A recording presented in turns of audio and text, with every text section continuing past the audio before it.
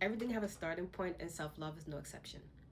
We learn self-love in many different ways, but I'm gonna talk about three. Lived experience, we learn about self-love, education, and observation.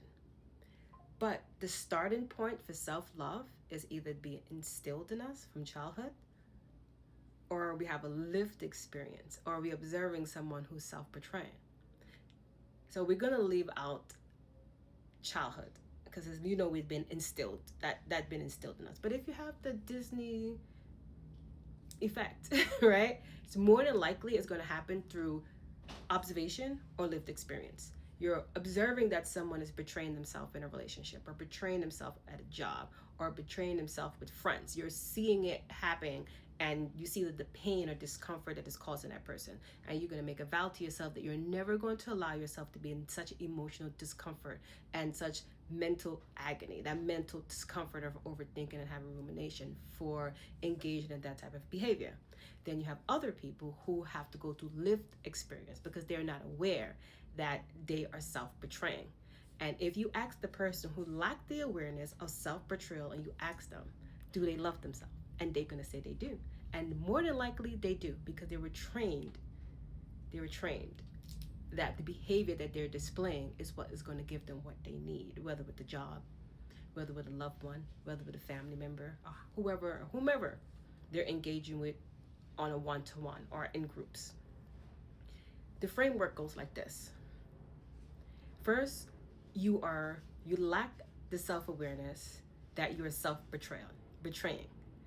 Once you are aware and you recognize through pain, because the pain of self-betraying have to become conscious. And once the pain or the recognition, or you recognize that I've been self-betraying, what's going to happen? It's going to happen in a sequence before you get to self-love. You're going to be like, wow, I can't believe I did that to myself. And then you're going to start having flashback about the past, like I can't allow that person to do that to me. I can't believe I allowed that job to burn me out and I didn't recognize it.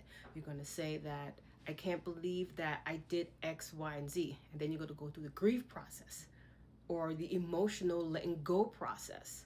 And once you go through those stages, whether from observation, because the observation is still the pain process, the only difference is from observation is that the person who's doing observing is not experiencing the pain. They're observing the pain and don't want to witness the pain. So therefore, they're going to choose differently.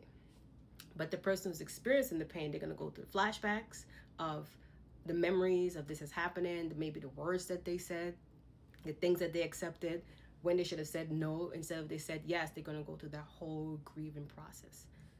Once that grieving process happens, and they let go of that emotional pain of self-betraying, now they're going to invest in themselves emotionally. They're going to start saying no. They might find a better job. They might choose partners. They're going to choose different partners. Not might, but they're going to choose different partners. And there's going to be a sense of emotional love that they're going to be pouring into themselves.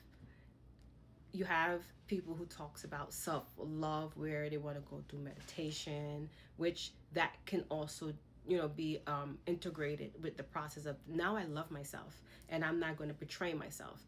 I did the framework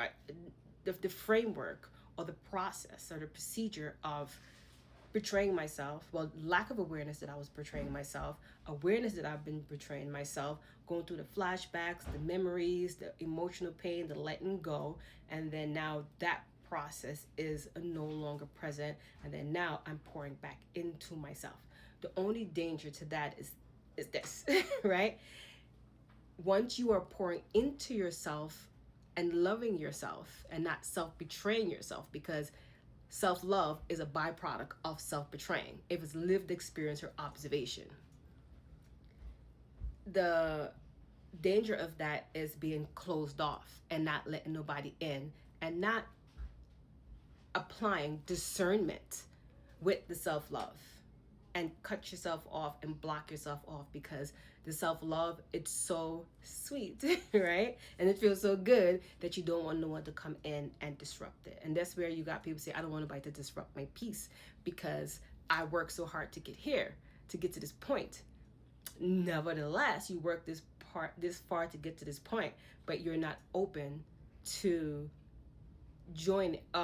Not everybody. Disclaimer: not everybody want a relationship. Not relationship. It don't have to be romantic, but sometimes we block everybody off. We block, socialize it off. Sometimes romantic relationship is blocked off. Family or friends is blocked off because of self-love does not come with discernment, and discernment has to be applied with the self-love for it to be healthy.